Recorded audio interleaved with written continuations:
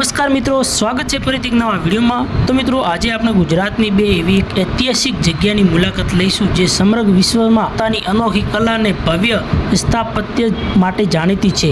આ છે મોઢેરાનું સૂર્ય મંદિર અને પાટણની રાણકીની વાવ। તો મિત્રો, સૌપ્રથમ વાત કરીએ મોઢેરાના સૂર્ય મંદિરની। મહેસાણા જિલ્લામાં આવેલું મોઢેરાનું સૂર્ય મંદિર લગભગ 1000 વર્ષ જૂનું છે। તેનું નિર્માણ સોલંકી વંશ રાજા ભીમદેવ પ્રથમના સમયમાં કરવામાં આવ્યું હોવાનું માનવામાં આવે છે। આ મંદિર ભગવાન સૂર્યની સંપ્રતિ છે। મંદિરની સૌથી ખાસ વાત એ છે કે તેની રચના એવી રીતે કરવામાં આવી હતી કે વર્ષના ખાસ દિવસોમાં સૂર્યના પ્રથમ કિરણો સીધા ગર્ભગૃહમાં પ્રવેશતા હતા। મંદિરોની કોતરાણી, થાંભલાઓની દિવાલો પરની કલાકૃતિ આજે પણ લોકોનો આશ્ચર્ય કરી દે છે। મંદિરની સામે આવેલું વિશાળ સૂર્યકુંડ તેની સુંદરતા 4 ચાંદ લગાવે છે। કુંડમાં ઉતરવા માટે બનાવેલી પગથિયા અને તેની આસપાસ નાના મંદિરો પ્રાચીન ભારતીય સ્થાપત્ય કલાનું અદ્ભુત ઉદાહરણ છે। તો મિત્રો, આ મંદિરનો ઘણો બધો ઇતિહાસ લાંબો છે, પણ હું તમને ટૂંકમાં સમજાવી દીધો છે।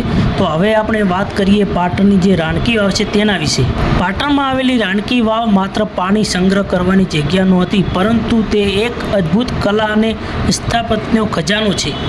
આ વાવનું નિર્માણ રાણી ઉદયમતીએ પોતાના પતિ રાજા ભીમદેવ પ્રથમની યાદમાં કરાયું હતું। આ રાણકી વાવ લગભગ 64 મીટર લાંબી અને 27 મીટર ઊંડી। આ વાવમાં સેંકડો સુંદર શિલ્પો કોતરાયેલા છે।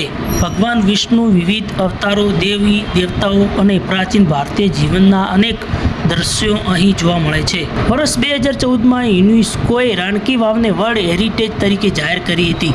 આજે ભારતની 100 રૂપિયાની નવી નોટ પર પણ રાણકી વાવનું ચિત્ર જોવા મળે છે। આપણા માટે આ ગૌરવની વાત છે। મિત્રો, મોઢેરાનું સૂર્ય મંદિર અને પાટણની રાણકી વાવ માત્ર પ્રવાસ સ્થળ નથી, પરંતુ ગુજરાતનું ગૌરવ, પ્રાચીન વિજ્ઞાન, કલા અને સંસ્કૃતિના જીવંત પ્રતીકો છે। જો તમને આ ઇતિહાસ, સ્થાપત્ય અને પ્રવાસનો શોખ હોય તો જીવનમાં એક વખત આ બંને સ્થળોની મુલાકાત જરૂર લેજો।